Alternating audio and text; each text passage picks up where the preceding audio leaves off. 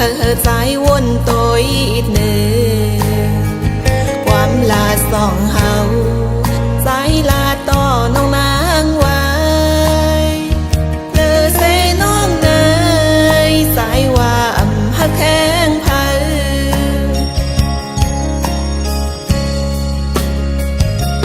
มาแล้วนายสายเลน้องเลยหักกันบ่มีเขาหึงซ้ำป่อเต็ม15 ปีเปิ้นหันเฮาซ้ำขึ้นซ้อมคอยความเปิ้นสอเฮาคือเฮาตาปุ่นเฮาสองผ่านยันตั้งหากมีคนคอยมาตัดขา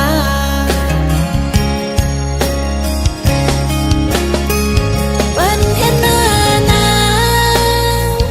ซ้ำป่อเลยยา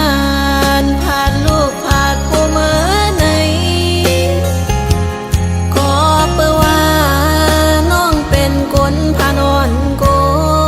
ยอำเมินสุดท้ายเป็นลูกสะเทโกนมีโล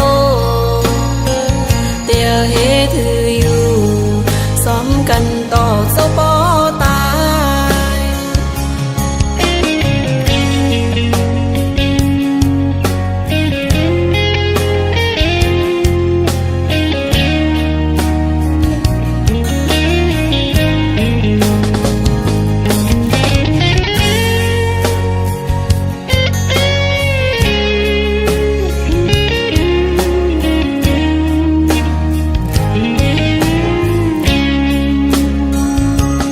มาแล้วนา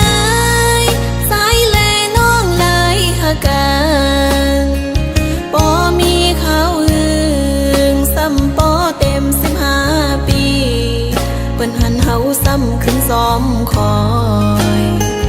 ความเปิ้นสอเฮาคือเฮาตาปุ่นเฮาสองผ่านยันตั้งหากมีคนคอยมาตัดขา